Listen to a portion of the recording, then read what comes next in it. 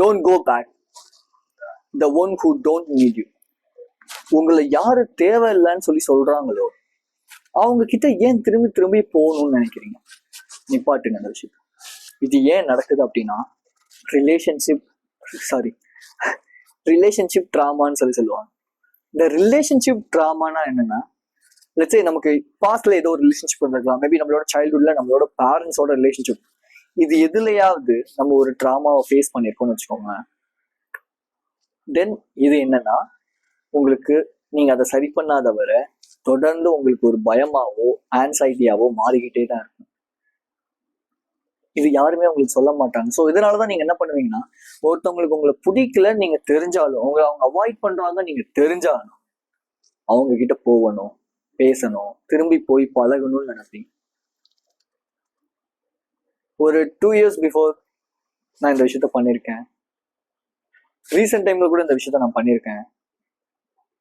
என்னை பிடிக்கல வேண்டான்னு சொன்னவங்கிட்ட போய் நான் திரும்பி ஃபோன் பண்ணி பேசணும்னு நினைச்சிருக்கேன், ஃபோன் பண்ணியிருக்கேன். பட் எனக்கு கிடைச்சது எல்லாமே ஸ்லிப்பர் ஷாட் தான். எனக்கு கிடைச்சது எல்லாமே அவமானமும் அசிங்கமும் தான். ஸோ அதனால நான் அப்பதான் யோசிச்சேன், என்னோட ட்ராமாவை நான் ஹீல் பண்ணிட்டு நான் ஒரு 6 to 7 days நான் ஒரு கேப் எடுத்தேன். இந்த கேப்ல என்ன நான் ரெக்கவர் பண்ணேன். ஸோ ட்ராமா ரிலேட்டடான புக்ஸ் படித்தேன். தென் நான் தெரிஞ்சுக்கிட்ட விஷயம், நான் ட்ராமால பயங்கரமா மாட்டிட்டு இருக்கேன்னு சொல்லி. ஸோ அந்த ட்ராமாவை ஹீல் பண்றதுக்கு நான் என்ன பண்ணேன் அப்படிங்கிறத இந்த வீடியோல டீட்டெயில்டா சொல்றேன்.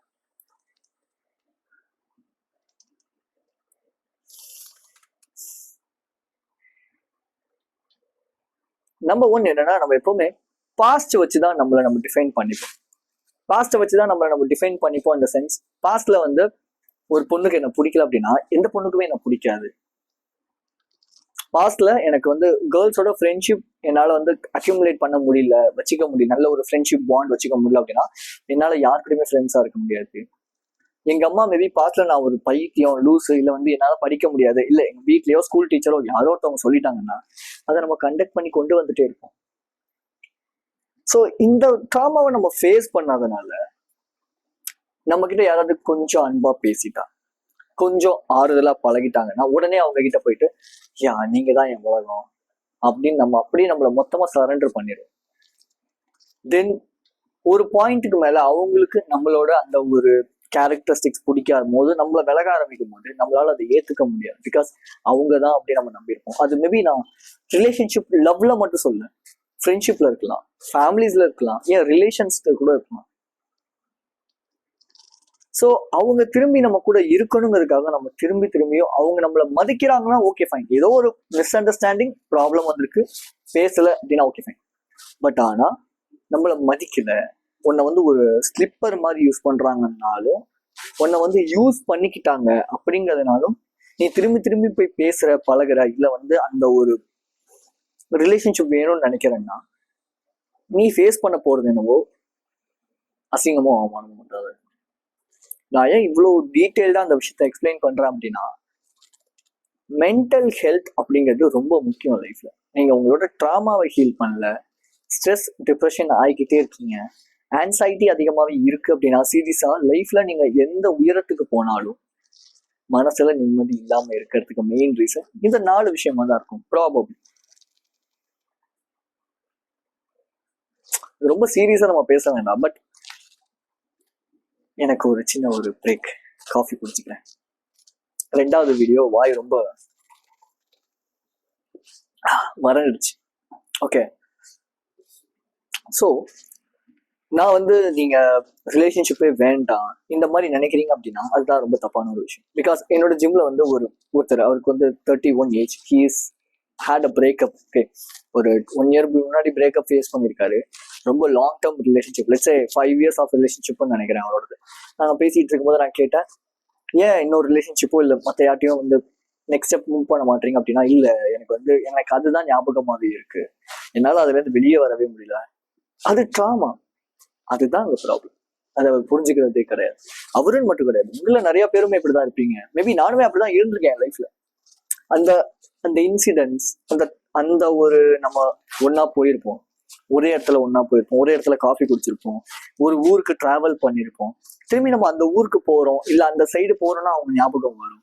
காஃபி குடிக்க போறோம்னா அவங்க ஞாபகம் வரும், அந்த அந்த ஏரியா சைட் போறோம்னா அவங்க ஞாபகம் வரும். இப்படி என் நம்பர் ஆஃப் திங்ஸ்ல நம்ம அவங்களோட அந்த ஒரு விஷயத்துல நம்ம பாண்ட் ஆயிட்டனால அந்த தாட் வரதான் செய்யும். பட் அது எப்படி கான் த்ரூ பண்ணும் அப்படின்னா, இந்த மாதிரி தாட் ப்ராசஸ் வரும்போது நம்ம பயப்பட ஆரம்பிச்சிருவோம் பயங்கரமா. ஐயோ இது வரக்கூடாது, ஏன் வருது, ஐயோ என்னால தாங்க முடியல. But the thing, drama healing அப்படிங்கிறது அந்த ஃபியர்க்குள்ள, அந்த பாஸ்ட், அந்த ஒரு எக்ஸ்பீரியன்ஸ்குள்ள போய் ஆமா அப்படி நடந்துச்சுன்னு சொல்லி மேபி அதுக்காக கண்ணீர் விட்டு அழுகும் போது இந்த ட்ராமா நம்ம உடம்ப விட்டு வெளியே போகும். நம்ம நிறைய பேர் என்ன நினைப்போம் அப்படின்னா, ட்ராமா அப்படிங்கிறது மைண்ட்ல இருக்கிறது அப்படின்னு நினைப்போம். ட்ராமாங்கிறது மைண்ட்ல இருக்கிறது கிடையாது, ட்ராமாங்கிறது பாடியில இருக்கு. உங்களுக்கு நெக்ல வந்து ரொம்ப பெயின் வருது அடிக்கடி அப்படின்னா ரிலேஷன்ஷிப்ல ப்ராப்ளம் இருக்கு. ஷோல்டர்ஸ்ல உங்களுக்கு அடிக்கடி பெயின் வருது, ஒரு மாதிரி டைட்டாவே இருக்கிற மாதிரி ஃபீலிங்கா இருக்குன்னா நீங்க எல்லாத்தையுமே தேவையில்லாம ஓவர் கேர் பண்ணிக்கிறீங்க அப்படின்னு. ஸோ இப்படி ஒரு ஒரு விஷயத்துக்கும் ஒரு ஒரு விஷயங்கள்ல நீங்க ட்ராமாவை ஃபேஸ் பண்ணிருப்பீங்க. ஸோ நம்ம எல்லாருமே எனர்ஜியான ஒரு வரப்பட்ட ஒரு ஜீவன்கள் தான், ரைட்? ஸோ அப்படிங்கும்போது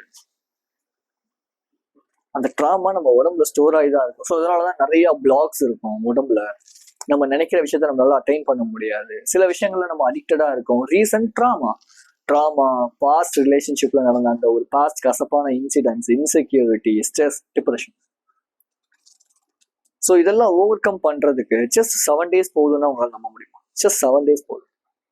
ஸோ அந்த 7 daysக்கான ஒரு சேலஞ்சான ஒரு கோர்ஸை தான் 35 minutesக்கு நான் மேக் பண்ணியிருக்கேன். ஆக்சுவலி என்னோட கோர்ஸை பை பண்ண மேக்ஸிமம் ஆஃப் த கிளைண்ட் சொன்ன விஷயம், it's too good, I just got a huge amount of knowledge and insight from that அப்படிங்கிறது. எனக்கு இப்போதான் புரியுது, ஓகே ஃபைன், நான் எதை இம்ப்ரூவ் பண்ணணும் அப்படின்னு புரிஞ்சுக்கிட்டேன். Mental health. First link in the description. Just go and buy this. Okay. So, ட்ராமாவை ஹீல் பண்ணும் அப்படின்னா நம்பர் 1, உங்களுக்கு எந்த ஒரு பாஸ்ட் இன்சிடென்ட் இன்ன வரைக்கும் உங்க மைண்ட்ல ரொம்ப ரொம்ப ஸ்டோர் ஆயிருக்கு. நீங்க எல்லாத்தையுமே எழுதணும்னு அவசியமே கிடையாது, எல்லாத்தையுமே நீங்க எடுத்து எழுதுங்க, நான் சொல்லவே மாட்டேன். ஏதாவது ஒரு இன்சிடென்ட் இன்ன வரைக்கும் இருக்கும் இல்லையா? அப்ப லெட்ஸ் சே எனக்கு ஒரு இன்சிடென்ட், இந்த ஒரு இன்சிடென்ட்டை நான் இன்னும் ஹீல் பண்ணாதனால எனக்கு அடிக்கடி ரொம்பவே நான் டவுனா ஃபீல் பண்ணிக்கிட்டு இருந்தேன். என்ன நானே ஒரு பிடிக்காம இந்த மாதிரி ஃபீல் பண்ணிட்டு இருந்தேன். பட் அந்த ஒரு இன்சிடென்ட்டை நான் எழுதி அந்த ஒரு இன்சிடென்ட்டை நான் சால்வ் பண்ணும்போது சால்வ் பண்ணும்போது என்னால அடுத்தடுத்த விஷயங்களை கான்ஃபிடென்ட்டா மூவ் பண்ண முடியும். ஏன்னா இந்த கேர்ள்ஸ் கூட ஃப்ரெண்ட்ஷிப் ரிலேஷன்ஷிப் மெயின்டைன் பண்றது அப்படிங்கிறதுல நான் பயங்கரமான பாஸ்ட்ல நிறைய ப்ராப்ளம்ஸ் ஃபேஸ் பண்ணிருக்கனால, எனக்கு மேபி எப்படி பழகணும் பேசணும்னு தெரியாதனால நிறைய ப்ராப்ளம்ஸ் நான் ஃபேஸ் பண்ணியிருக்கேன். அப்படியே இருந்தாலும் நான் ஈஸியா எல்லாரும் அட்ராக்ட் பண்ணிடுவேன். பட் அது லாங் டேர்ம் கொண்டு போறதுல கொஞ்சம் கஷ்டமா இருக்கும்னு வச்சுக்கோங்க. இந்த மாதிரி நிறைய ப்ராப்ளம்ஸ் ஃபேஸ் பண்ணிருக்கனால திரும்பி நான் ஒரே விஷயத்த ரிப்பீட்டடா ஃபேஸ் பண்ணிட்டே இருந்தேன். பட் எப்போ நான் ஹீல் பண்ண ஆரம்பிக்கிறேனோ அப்போ நான் ஒரு அட்ராக்டிவ் கேரக்டரா மாற ஆரம்பிக்கிறேன். அட்ராக்டிவ் கேரக்டரை விட அந்த ஃபியர்ல நான் கான் த்ரூ பண்ணும்போது நான் ஹீலிங் பண்ற ஆரம்பிக்கிறேன். என்னன்னா செல்ஃப் ஹீலிங் அப்படிங்கிறது லைஃப்ல ரொம்ப ரொம்ப முக்கியமான ஒரு விஷயம். லைஃப் நிறைய பேர் அந்த பாஸ்ட்ல நடக்கிற அந்த தாட்ஸுக்கு பயப்பட ஆரம்பிச்சிருவோம். பாஸ்ட்ல நடந்த அந்த இன்சிடென்ட்ஸை பயப்படுது. எஸ், நானுமே இப்போ நானும் என்னோட எக்ஸ் கேர்ள் ஃப்ரெண்டும் இன்டிமேட்டா இருக்கும்னு வச்சுக்கோங்க, இன்டிமேட்டா இருந்திருக்கும். சம்டைம்ஸ் எனக்கு அது ஞாபகம் வருதுன்னு வச்சுக்கோங்களேன். நான் அதை வரக்கூடாதுன்னு நினைப்பேன். பிகாஸ் அது வந்துச்சுன்னா ப்ராப்ளம், அது வந்துச்சுன்னா திரும்பி வந்து எனக்கு ஒரு மாதிரி ரொம்ப டவுனா ஃபீல் ஆகுது நான். பட் ஆனா நேத்து நான் உட்காந்து அதை பத்தி நல்லா யோசிக்க, பிகாஸ் நான் அதை யோசிக்கணும். இதை பத்தி நான் ஏன்னா நிறைய டிப்ரெஷன், ஸ்ட்ரெஸ், இது இன்செக்யூரிட்டி, ஆன்சைட்டி, இதை பத்தி நிறைய நான் படிப்பேன். ஆனா இந்த ட்ராமா பத்தி நான் ஓகே எனக்கு ட்ராமா எல்லாமே சரியாயிடுச்சு நான் நினைச்சிட்டு இருந்திருக்கேன். பட் ஆனா கிடையாது. நேத்து நான் உட்காந்து என்னோட போன் எல்லாத்தையும் ஓரமா போட்டு ஒரு நல்ல ஒரு பீஸ்ஃபுல்லான மியூசிக்கை போட்டு ஜஸ்ட் உட்காரும் போது அந்த பழைய தாட்ஸ் வரும்போது அந்த பழைய தாட்ஸ் நான் அப்படியே ஃப்ரீயா விட்டேன். என்ன நடக்குதுன்னு யோசிக்க ஆரம்பிச்சேன். என்ன நடக்குதுன்னு யோசிக்க ஆரம்பிக்கும் போது ஆட்டோமேட்டிக்கா என் கண்ணுல இருந்து கண்ணீர் வர ஆரம்பிச்சிச்சு. அந்த கண்ணீர் என்னோட ட்ராமாவை ஹீல் பண்ணுச்சு. தென் நேற்று ஈவினிங் ஃபுல்லா நான் ரொம்ப ஃப்ரெஷ்ஷா, இன்ன வரைக்குமே நான் ரொம்ப எனர்ஜியா இருக்கேன் அப்படின்னா ரீசன் தான். ஸோ டெய்லியுமே நான் என்னோட ட்ராமாவை கொஞ்சம் கொஞ்சமா ஹீல் பண்ணி நான் என்ன செல்ஃப் இம்ப்ரூவ் பண்ணிட்டு இருக்கேன்.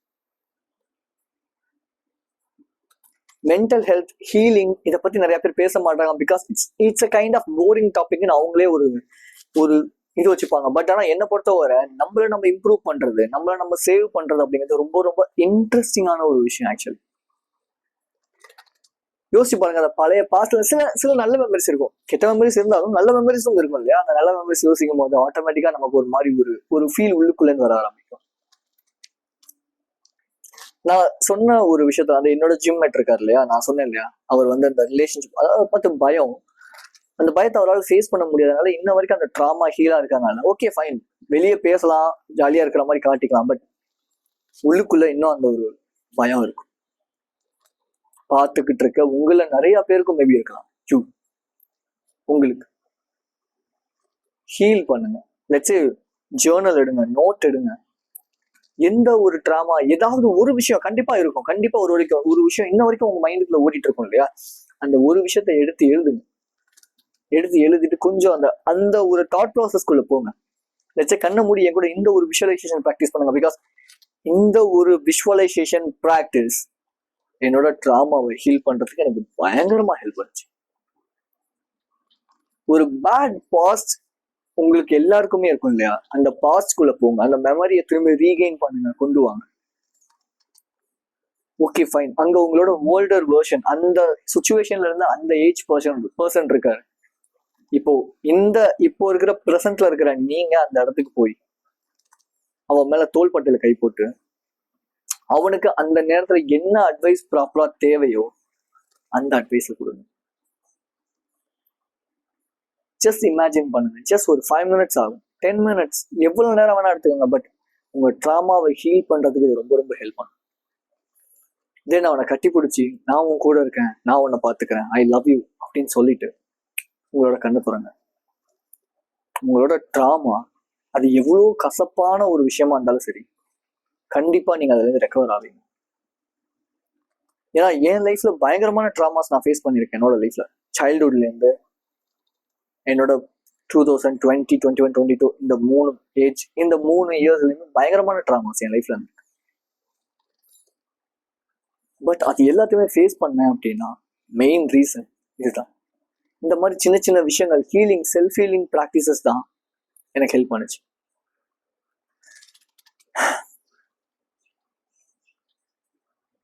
ஸோ ரிலேஷன்ஷிப், இந்த பாஸ்ட்ல என்ன மெமரிஸ் இருக்கு, என்ன விஷயம் உங்களோட ட்ராமாவா இன்ன வரைக்கும் அஃபெக்ட் பண்ணிட்டு இருக்கு, ரிலேஷன்ஷிப்பா, மணியா, இல்ல ஃப்ரெண்ட்ஷிப்ஸா, எதுவா இருந்தாலும் சரி, அதை நிறைய அக்குமுலேட் பண்றதுக்கு ட்ரை பண்ணுங்க, நிறைய கிரியேட் பண்றதுக்கு ட்ரை பண்ணுங்க. லெட்ஸ் சே ரிலேஷன்ஷிப்ல நீங்க நிறைய ப்ராப்ளம்ஸை ஃபேஸ் பண்ணிருக்கீங்க அப்படின்னா நிறைய ரிலேஷன்ஷிப் கிரியேட் பண்றீங்க. கேர்ள்ஸ்ட மட்டுமே பேசுறது பேர் ரிலேஷன்ஷிப் கிடையாது. அம்மாட்ட பேசுறது, அப்பாட்ட பேசுறது, ஸ்ட்ரேஞ்சர்ஸ்ட பேசுறது, ஃப்ரெண்ட்ஸ் கிட்ட பேசுறது, நிறைய நல்ல குவாலிட்டியான ஃப்ரெண்ட்ஸ் அக்குமுலேட் பண்றது, இது எல்லாமே ரிலேஷன்ஷிப்பை ரீஜென்ரேட் பண்றது தான். ரைட்?